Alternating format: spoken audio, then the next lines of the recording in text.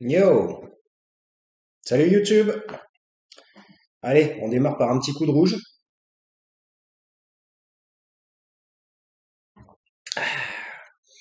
Alors bon, bah comme vous le savez, l'abus d'alcool est dangereux pour la santé, et blablabli, blablabla. Ne conduisez pas si vous êtes bourré, surtout si vous ne savez pas conduire. Ah, déjà au départ, si vous avez des difficultés à conduire à jeun, ne conduisez pas sous l'effet de l'alcool. Eh bien, me revoilà, une fois de plus. Vous êtes bien sur la chaîne Karim Michel vous parle. Alors, pas de cut, pas de montage, hein. La particularité de cette chaîne, c'est je fais tout à l'arrache et sans multiprise. Alors je ne parle pas des multiprises pour brancher des prises, hein. Je ne fais pas de multiprise. Alors bon, évidemment, si je trouve que c'est nul à chier, je recommence, mais pour l'instant, ça n'est arrivé qu'une seule fois sur environ une dizaine de vidéos. C'est déjà pas mal. Peut-être que je me satisfais de choses moyennes uniquement. Et peut-être pour trouver que c'est moyen, mais bon, peu importe. C'est pas grave, je fais pas non plus ça pour que vous trouviez ça excellemment bon. Je fais ça pour vous faire réfléchir. Voilà. Donc la chaîne Karim Michel vous parle, c'est une chaîne YouTube que j'ai décidé de monter pour parler de tous les sujets, en particulier des sujets de société. Évidemment, très souvent, ça repart un petit peu, ça se recentre sur la politique. Parce que bon, bah, si vous voulez, la politique, c'est quand même un petit peu ce qui nous gouverne. Bon, ça vous aviez remarqué. Et on est complètement dépendant des politiques. Alors, plus on avance dans le temps, et plus on a une dépendance à la politique. Alors, une dépendance, c'est pas qu'on est accro à la politique et qu'on veut savoir ce qui se passe en politique et tout ça. Non, c'est la politique qui exerce de plus en plus son contrôle, qui exerce de plus en plus sa mainmise sur le citoyen. Euh, Moi, j'ai quand même vécu euh, dans des époques à partir des années 80-90, nous sommes rendus en 2021. Hein, euh, c'est une catastrophe, je tiens à vous le dire, c'est une catastrophe. 15 ans de politique lamentable à partir de Nicolas Sarkozy, qui est mis en examen dans tous les sens. Hein, lui, bon, bah, c'est une catastrophe. Il est là, quelle indignité. Bah, s'il n'avait pas fait de multiples conneries et s'il s'était pas senti au-dessus des lois pendant tous ses mandats politiques, il n'en serait peut-être pas là aujourd'hui. Finalement, ça n'est que justice rendue. S'il se retrouve en prison un jour, même si on sait que sa prison sera dorée, j'en ai déjà parlé dans un autre KMVP. Donc je vous remercie d'écouter la chaîne si jamais il y a des gens qui l'écoutent, hein, je vous félicite même de l'écouter.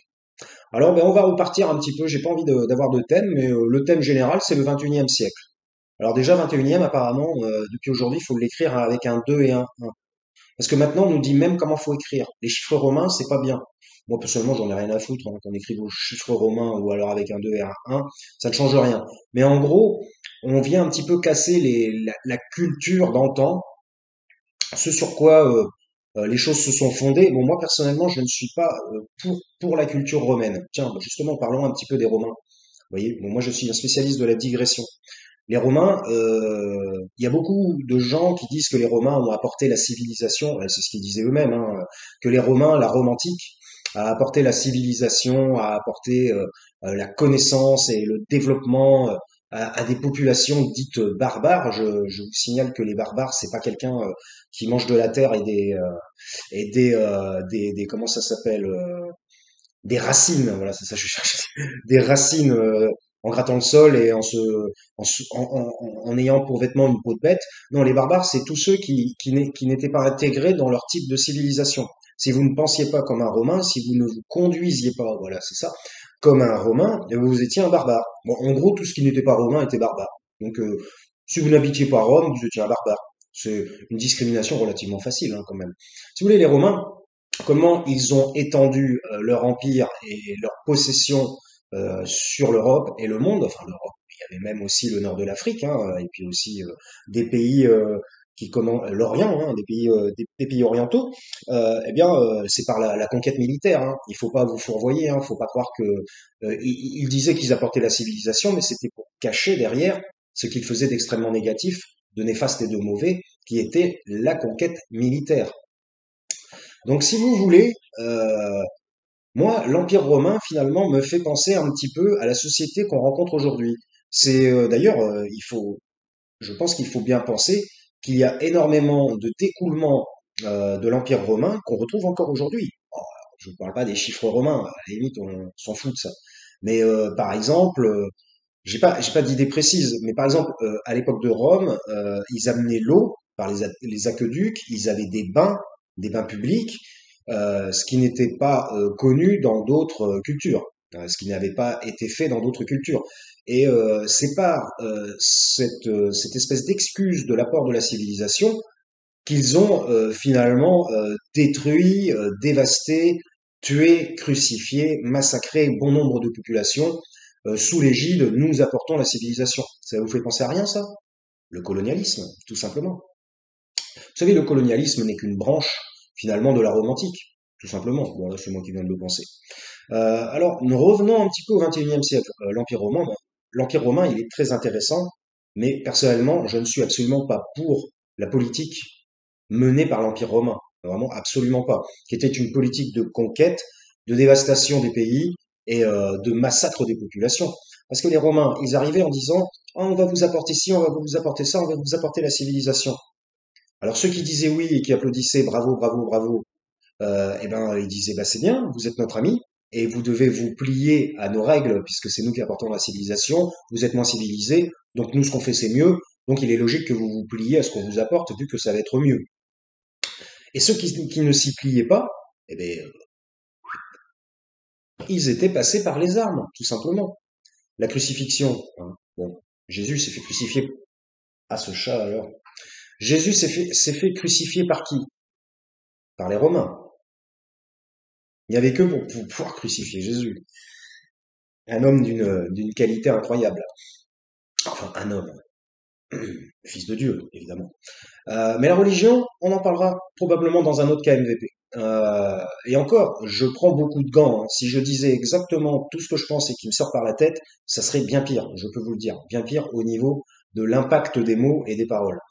Parce que finalement, je viens de m'en rendre compte il n'y a pas si longtemps que ça dans ma vie, les mots ont un impact aussi fort que les points, voire peut-être supérieur. Si vous lisez un petit peu la Bible, par exemple, tiens, petite digression sur la Bible, déjà, premièrement, on dit au début était le verbe. Je l'ai déjà dit dans une autre vidéo, mais il est utile de le rappeler. Au début était le verbe. Et ensuite, quand Dieu, par exemple, châtie ou alors rend la justice sur des personnes qui n'ont pas fait ce qu'il fallait faire, souvent on dit que c'est, par exemple, dans l'Apocalypse, si vous lisez l'Apocalypse, euh, on dit que Dieu a une épée qui sort de la bouche.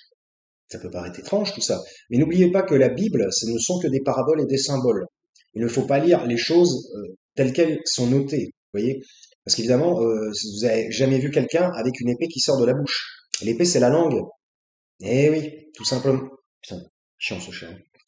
Il vient toujours m'embêter quand je suis en train de faire quelque chose. Euh, donc, c'est la langue, c'est l'épée, c'est la parole. Finalement, c'est par la parole que la justice est rendue et que finalement, comment je pourrais dire, que sa manière de faire la guerre, en quelque sorte, de rendre la justice et de répondre à des attaques, c'est par l'épée, mais une épée qui est la parole, en fait.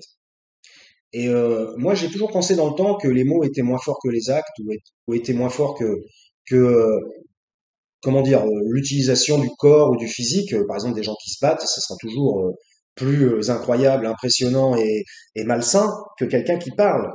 Mais finalement, les mots peuvent avoir un poids extrêmement important sur la vie des gens, et je m'en suis rendu compte il n'y a pas si longtemps que ça, malgré mon âge avancé déjà, plus de 40 ans, hein, je vous le rappelle, hein. Euh, donc voilà, donc il ne faut pas sous-estimer le pouvoir de l'épée et le pouvoir de la langue et le pouvoir de la parole. C'est d'ailleurs bien pour cela que j'ai monté cette chaîne. Donc voilà, petite digression terminée. Eh bien, je vais faire une partie 3 sur le 21e siècle. Alors là, le 21e siècle, évidemment, vous savez, ça a démarré en 2000-2001, je ne vous apprends rien, mais on va dire que ça n'est pas vraiment le changement de siècle qui est important, c'est ce qui s'y est passé. On va me dire, pour l'instant, il enfonce des portes ouvertes. En effet, vous avez totalement raison. Euh, Si vous voulez, depuis le 21e siècle, on a observé une mise en place d'un contrôle des populations de plus en plus exacerbé, de plus en plus précis, de plus en plus important. Maintenant que j'ai une mouche sur l'écran, c'est quand même incroyable, hein. Je crois que toute les chats et les mouches veulent m'emmerder. Alors, je vous rappelle que sur un plan ésotérique, le chat est utilisé en sorcellerie et la mouche est quand même reliée à du, comment dire, quelque chose de satanique, puisque je ne sais plus comment s'appelle ce démon, mais c'est le maître des mouches, hein, je vous le rappelle. D'ailleurs, la mouche ne vit que dans la merde. Elle pond où? Elle pond dans la merde. Elle se nourrit de quoi? En particulier, elle se nourrit de merde. Alors évidemment, vous voyez des mouches se poser sur vos aliments. Évidemment, quitte à choisir entre une merde et un aliment, peut-être mieux choisir l'aliment. C'est quand même beaucoup plus protéinique, plus important pour la mouche. Ça lui amène plus de choses. Mais les mouches, finalement, elles ne vivent qu'à travers la merde, à se demander que cet insecte n'est sur Terre que pour emmerder le monde. Et ça, c'est incroyable. Mais petite digression terminée. Mais écoutez, nous sommes au 21e siècle maintenant. Nous avons bien commencé notre chemin à travers le 21e siècle. 20 ans, hein, 20 ans sur le siècle. On est quasiment à 25 ans, un quart de siècle hein, déjà. Et qu'est-ce qu'on voit depuis une vingtaine d'années? Et personnellement, je vous le dis, ça ne va pas s'arranger. Alors on est déjà à 11 minutes, alors il va falloir que je fasse attention parce que je ne voudrais pas faire des vidéos de 40 minutes, ça n'est encore jamais arrivé. Vous allez me dire, si tu ne fais que blablater, déblatérer et digresser, on ne va pas s'en sortir. Je m'allume ma petite cigarette habituelle.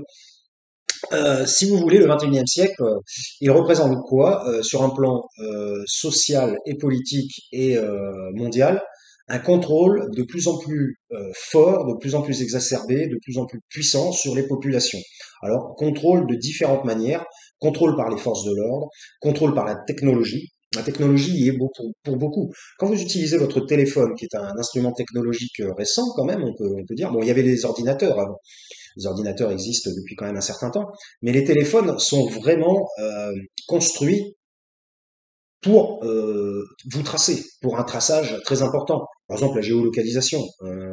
Si vous faites pas attention et que vous n'enlevez pas à chaque fois la géolocalisation de votre portable, eh ben, si vous voulez, il y aura toujours des gens pour savoir où vous êtes, peut-être voir même ce que vous faites. Alors ça, c'est les réseaux sociaux. À la limite, les réseaux sociaux disent ce que vous faites, alors, à la limite, c'est vous qui postez. Alors, à la limite, vous êtes con, hein, faut pas poster, parce que si on poste, alors on poste, et donc il y a des gens dont on ne connaît pas l'origine ni ce qu'ils vous veulent, qui vont pouvoir capter vos images, capter votre vie, votre lieu de vie, ce que vous faites, ce à quoi vous êtes intéressé, vers quoi vous tendez, quelles sont vos idées. On est dans le contrôle, l'ultra contrôle. Par exemple, là, apparemment il y aurait un renforcement, bon, je parle de la France, hein, il y aurait un renforcement des lois pour installer et utiliser les images de vidéosurveillance, de caméras. Alors déjà avec les portables, vous êtes complètement tracé hein, si vous ne faites pas attention, et encore on peut enlever la géolocalisation. Mais qui vous dit qu'il n'y a pas quelque chose, bon là, je n'en sais rien, mais qui vous dit qu'il n'y a pas quelque chose à l'intérieur du portable qui permet de continuer la géolocalisation? Hein, c'est pas nous qui les avons construits les portables, hein. Nous on utilise l'interface qu'ils nous proposent. Mais comme vous le savez, dans le milieu informatique, il y a souvent des choses cachées. Comme par exemple, vous téléchargez un antivirus et finalement l'antivirus, il prend vos données. Bon, alors ça, forcément, il a accès à vos données, mais il prend vos données pour les revendre. Alors que normalement, il est là pour vous protéger. Donc vous voyez, il y a toujours le côté noir à travers le côté blanc qui est présenté, montré. Allez, un petit coup de coca maintenant. Alors bon, bah coca, oui, hein, oui, c'est du coca, quoi.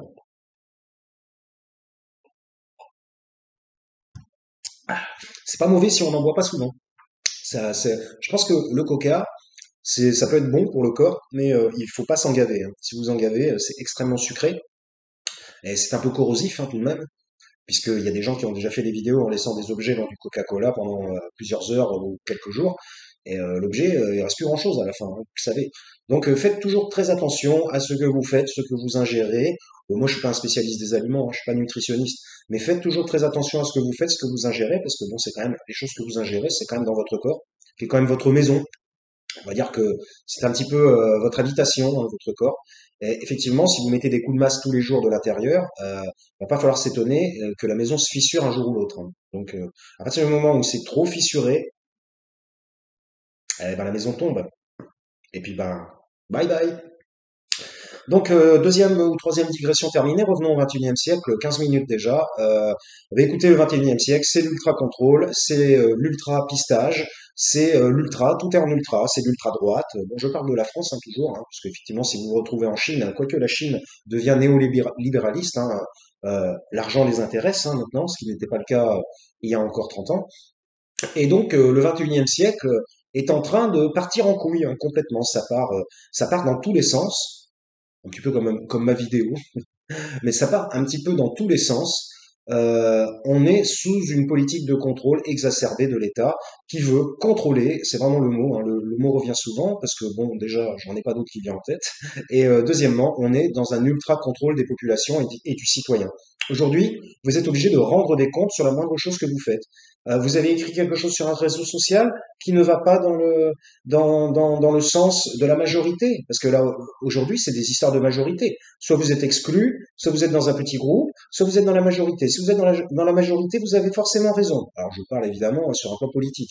D'ailleurs, ils appellent ça l'UMP, l'Union pour la majorité présidentielle. La République en marche. D'ailleurs, pour revenir aux Romains, c'est quand même eux qui ont apporté la notion de république. Hein. Et je vous rappelle qu'on vit encore sous un régime de république. La République, il faut toujours regarder les bases et les origines des mouvements. La République, c'est romain. Alors, il me semble peut-être que non, parce que les Grecs, c'est la démocratie, vous voyez, les Grecs, et les Romains, c'est la République. Ferez vos recherches par vous-même si vous voulez un petit peu fouiller un petit peu dans ce thème. Donc, si vous voulez, le 21e siècle, et encore, je vous passe les histoires de minorités LGBT, féminisme, ultra-féminisme, j'en parlerai dans une autre vidéo, parce que je pense qu'une vidéo sera importante à faire seule sur ce sujet. Donc, revenons au 21e siècle. Nous sommes dans un état de contrôle, de flicage. D'ailleurs, on voit bien que les pouvoirs de la justice et de la police sont augmentés. Bon, pour l'instant, la garde à vue est toujours restée à 48 heures, hein, sauf cas de terrorisme, mais il n'est pas improbable, ça je n'en sais rien pour l'instant, mais il n'est pas improbable qu'ils augmentent les gardes à vue dans les années à venir, par exemple, que de 48 heures, ça passe à 60, ou je sais pas combien, parce que c'est toujours plus facile pour faire avouer quelqu'un de le garder plus longtemps et de faire de la torture mentale. Parce que finalement, une garde à vue, qu'est-ce que c'est si ce n'est pas de la torture mentale? Et parfois, il y a de la torture physique aussi pendant les gardes à vue. Vous savez très bien. Donc, si vous voulez, on est dans une société qui compresse l'unité du citoyen et qui lui lie la langue. Vous voyez, puisque la langue est l'épée. Ils ont compris que la langue, c'était quelque chose de dangereux. Et donc, eh bien, on veut vous faire taire, tout simplement. Vous n'avez plus le droit de parler. Alors, heureusement, il y a Internet. Mais ça, parce que Internet, c'est récent. Peut-être qu'Internet, dans 50 ans, dans 100 ans, ça sera ultra contrôlé. On ne pourra plus rien dire sur Internet. Déjà, ça commence avec les réseaux sociaux, vous l'avez vu. On a déjà les prémices de la censure. Pardon, excusez-moi, je me fais un petit rot en même temps. Pas de cut, pas de montage. Tout est pris en direct. La censure est vraiment quelque chose qui est en train de se développer, développer, développer. Et le pire, c'est que ces gens qui utilisent le plus en plus de censure sont les gens qui vont dire publiquement sur les plateaux télévision où ils ont des millions de spectateurs, vont dire «Ah non, mais nous, on n'est pas pour la censure». En plus, ce sont des menteurs, je vous dis. Ils utilisent la censure, la manipulation et le mensonge. Alors, ça vous fait penser à quoi, ça? Je parlais de la Bible tout à l'heure. Mais qui fait ça dans la Bible? La censure, le mensonge, la manipulation et, euh, et tout ce qui est malfaisant. Mais qui c'est? Qui c'est? Bon, vous avez compris, hein, y a pas de souci. J'aime pas trop le citer, lui, de toute façon. Donc, ça commence par un D. Hein. Donc voilà. Donc, si vous voulez, nous sommes dans une société où le contrôle de la pensée est de plus en plus important. Donc voilà, on n'a plus le droit de penser. Alors penser, on peut encore. D'ailleurs, ils n'auront jamais cette capacité de rentrer dans notre tête pour nous interdire de penser. Ça, c'est la chose qu'ils n'arriveront jamais à faire. Alors de dire oui, si vous mettez des puces, nanana, oui, bon, alors ça, bon, ça reste de la science-fiction pour l'instant. Hein. Mais on est dans la censure, la manipulation, le contrôle. Et puis, bah évidemment, le gouvernement, c'est le dépositaire des forces de l'ordre. Les forces de l'ordre. Alors après, bon, je jette pas l'opprobre sur la police directement, mais bon, la police, la justice, la gendarmerie. Mais bon, le problème, c'est que ils sont courbés devant leurs supérieurs. Ils ne fonctionnent que hiérarchiquement. Et si vous avez une hiérarchie qui est pourrie en hauteur, eh ben, comme disait la Bible, un mauvais arbre donnera toujours de mauvais fruits, ainsi de suite. Vous voyez, je reviens souvent à la Bible aujourd'hui. Euh, Vous devriez la lire de temps en temps. Je vous le conseille. Donc bah voilà, bah, écoutez, le 21e siècle, j'ai pas dit grand-chose dessus, hein, j'ai mis l'accent parce qu'on est déjà à 20 minutes, hein, c'est incroyable, hein, ça passe tellement vite hein, quand je discute. J'espère que ça passe vite pour vous aussi. Euh, la- euh, on est dans une période et ça n'est pas terminé, ça n'est que le début selon moi. Nous sommes là, nous sommes dans les prémices. Alors peut-être pas, ça a quand même bien avancé déjà, peut-être la moitié, je ne sais pas. Mais nous sommes dans une période d'ultra-contrôle, d'ultra-censure, de manipulation, de mensonges. Et puis, on veut faire taire ceux qui n'ont pas les mêmes idées. Alors bon, est-ce que c'est la démocratie, ça? Est-ce qu'on se retrouve en démocratie? On ne laisse pas parler l'autre. Il n'y a que sur les plateaux télé qu'ils font un semblant, je dis bien un semblant de démocratie. Euh, alors que, par contre, si vous voulez vous attaquer à un pouvoir, que ce soit n'importe quel pouvoir, en particulier le pouvoir de la santé, on voit bien les problèmes avec le coronavirus aujourd'hui, aller mettre par exemple un hôpital en justice parce que une personne, moi mon oncle il est mort du Covid par exemple, aller mettre un hôpital en justice pour une chimiothérapie, aller mettre un hôpital en justice parce que quelqu'un a attrapé le Covid dedans et est mort, une personne de votre famille, ben, vous l'aurez dans le baba, hein. Ça ne fonctionnera jamais.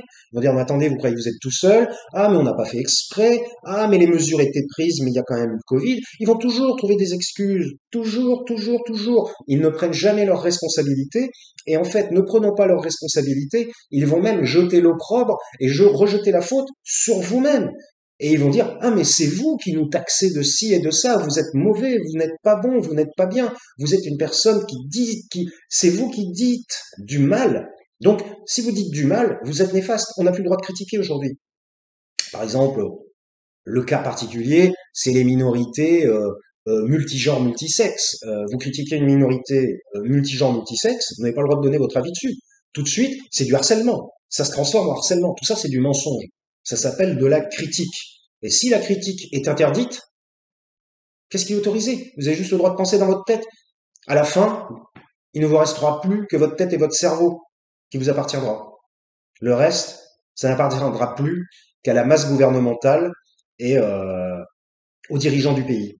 Voilà. Je vous remercie de m'avoir écouté. On a 22 minutes 23, donc je vais m'arrêter. J'aurai énormément de choses à rajouter. Évidemment, rien n'est préparé, donc tout n'est pas extrêmement construit. Je m'en excuse. N'oubliez pas, pas de cut, pas de montage. C'était Karim Michel vous parle. On se revoit pour une prochaine vidéo. Et comme on dit sur YouTube, abonne-toi. Ciao.